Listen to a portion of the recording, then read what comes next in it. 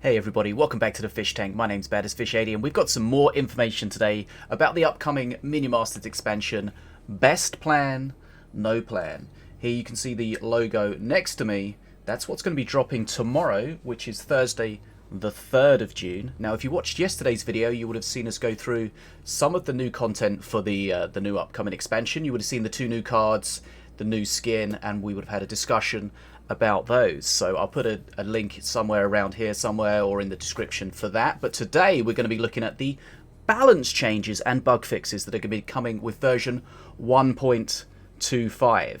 So let's jump straight into that if we shall. Okay, so here we see version 1.25. It is called Best Plan, No Plan. And here is the splash art featuring one of the new cards, the Chisma, if that's how it's pronounced, we're not sure, Boomstick. So this looks like it's going to be centered around the Scrats. Now, a little fishy told me, and the reason they say that is we had an exclusive reveal on this channel yesterday, so go check out that video if you haven't seen that. The new expansion of Minion Masters is nearly here. We're thrilled to announce the new expansion, Best Plan, No Plan, with 2 new cards and a ton of balance changes. Okay, so remember this expansion is going to be the regular 3-month expansion, and each is going to be split into 3-month-long seasons, with Season 1 including 2 new cards, a legendary skin, bonus cards, and more. And the 2 new cards we have are the Chisma Boomstick, and again, go check out the other video if you want to see more about this, and the War Dancers. Now, the season pass will end on June the 30th. There is a new skin as well for Valorian. That's not mentioned here, or not shown here. Again, check out the other video. It's all in there for you. But let's look at the balance changes here. So, we've got a couple of changes coming straight away. If you've played on the ladder recently, you know Xiaolong and Jinlong are very meta and very strong.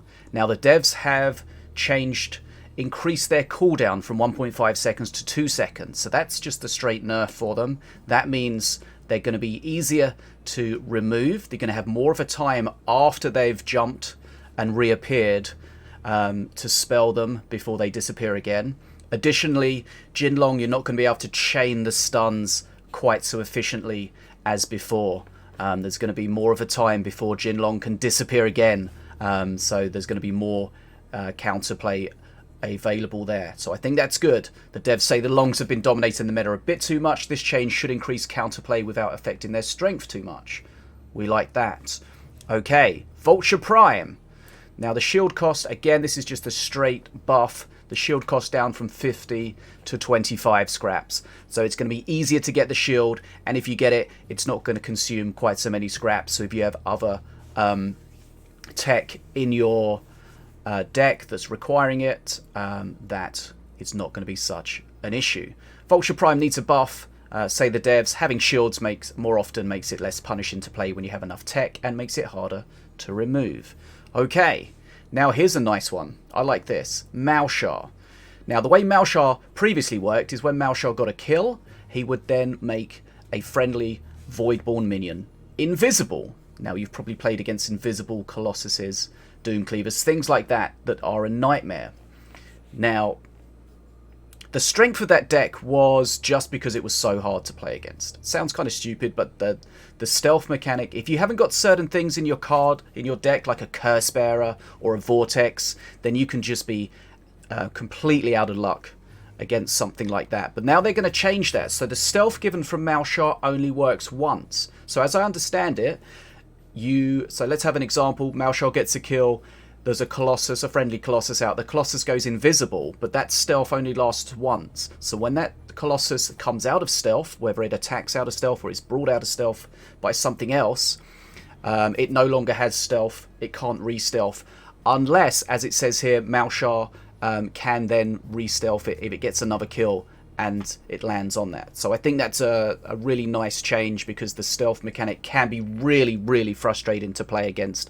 And if you haven't got the right cards in your deck, it's not about how skillful you are. There's just nothing you can do against it. And the devs have said here, we've seen a lot of Mordar decks where Cleavers, Colossi, and Mardrids get invisibility, and it is very frustrating to fight, especially considering certain timings between invisibility and attack speeds are a bit finicky. You know, we've all been there where there's something that's come out of stealth, we try to attack it, but it goes into stealth before we can attack it due to summoning sickness, and it's just a nightmare. So by making the stealth one time, it is less about getting it on big minions that are super difficult to counter it, and more about allowing a unit to reset in peace. We do realise this is a nerf for Malshar, and he might need something after this, but then they do go on to say this is not the kind of deck we like to have in the game, because they realise that it's not really a deck about skill, it's just about real frustration. So that's a nice change. Growth Shrooms on the Jade Spark Watchers have been reduced from 2 to 1, so that means you're only going to be able to buff one thing. So remember, the Shroom gives 25% more XP and damage, and if you pick them both up on the She-Howl monkeys, then that's a substantial amount of HP and damage that you're going to get from that. So this is a little nerf from that point of view. Tantrum Throwers. Now, Tantrum Throwers, the count is going to be reduced from 2 to 1. So remember, the way Tantrum Throwers work at the moment is you get 2 of them, but if your opponent holds both bridges, you get 3 of them.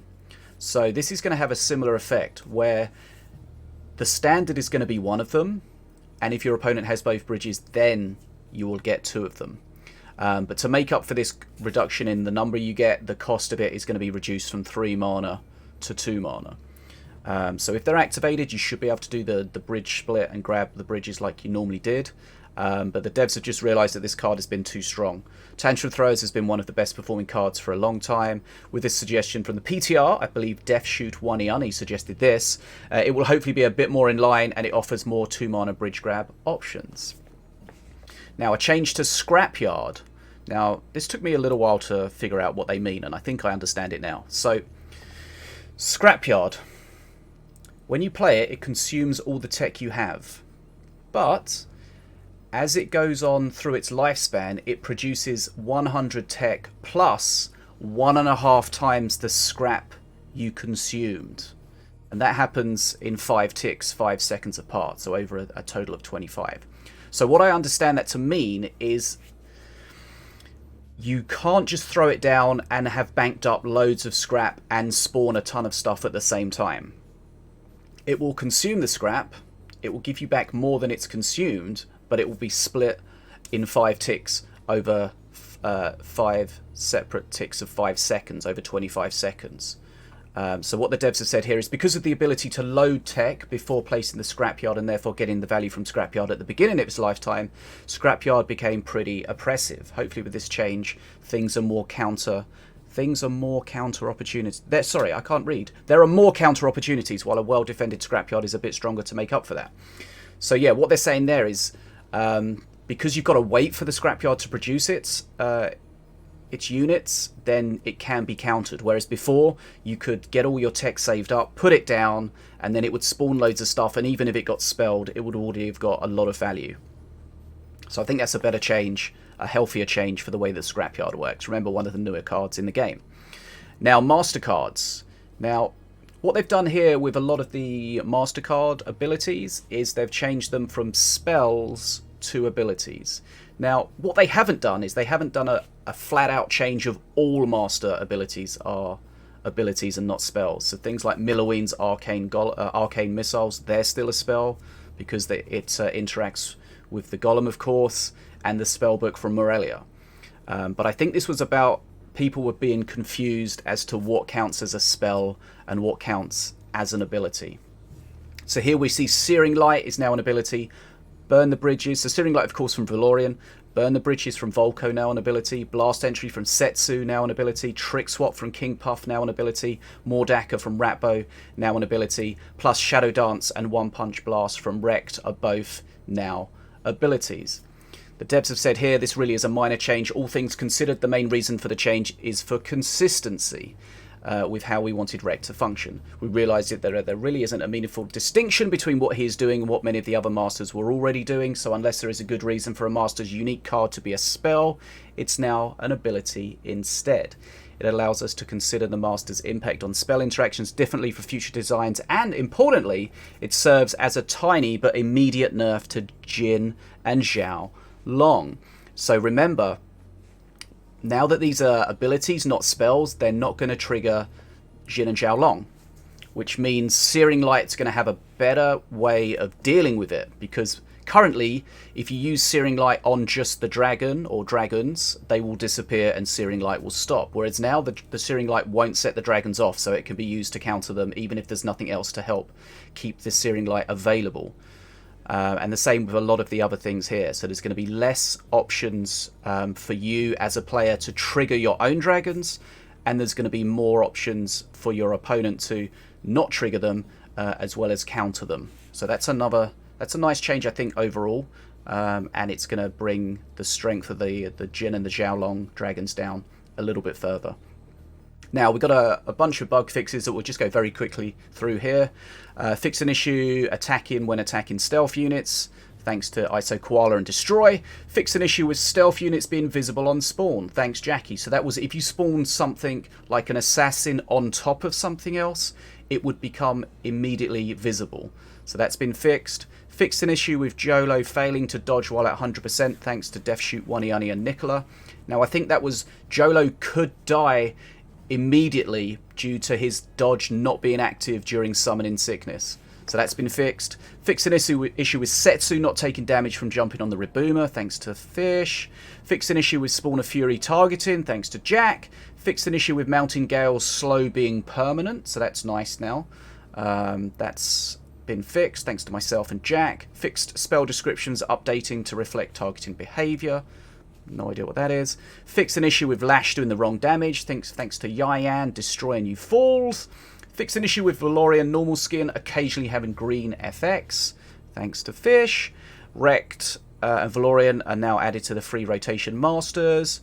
Fix an issue with the red golem looking like the blue golem at 1500 HP. Fix the red golem preview. Fix an issue with draft receiving master choices timing out.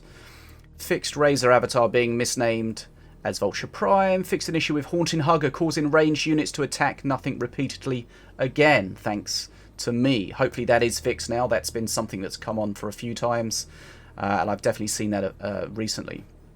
Fixed an issue with red golem animations sometimes being broken. Fixed an issue with once bitten targeting, thanks to Tiddly Kong and Jack. Fixed a bug with Rockin' Roller's damage, thanks Yayan. Fixed a bug with Rabid Prowler's description incorrectly listing a wrong sacrifice requirement. Fixed an issue with Hypno and Musketeer death prediction, thanks Death Shoot Waniani. Fixed an issue with the task card cloning, thanks to Tenebra, Jackie and ISO Koala. And finally, fixed an issue with the enemy master perks in 2v2 streamer mode UI. That's thanks to myself. That's been a bug for a long time. I'll be interested to see if that's actually fixed, and that's awesome. So, that is, if we go back to the top, that is the end of the balance changes and bug fixes for version 1.25, best plan, no plan. If you want to find out more about the new cards and the skins and stuff like that, check out my other video from yesterday. We'll link that somewhere here, there, and everywhere. Remember, Minion Masters is a free-to-play game. It's on Steam for free. It's on Xbox for free. It's very free-to-play friendly, so if you haven't tried it, check it out. Also, remember, Minion Masters 2.0 is on the horizon with full cross-play compatibility. It's going to be on your phone. If you have an Android device and you are in one of the supported countries, you can currently go and check out the Minion Masters Android open beta. Go check that out. See what you think. Let us know in the comments. If you've got any questions, let us know in the comments. If you've got any thoughts on these balance changes, let us know in the comments. But thanks so much for dropping by. Remember, check out Sneak Energy. You can use code FISH at sneakenergy.com. My name's been Bad as a Fish, and we are signing out immediately. See you guys soon here in the fish tank.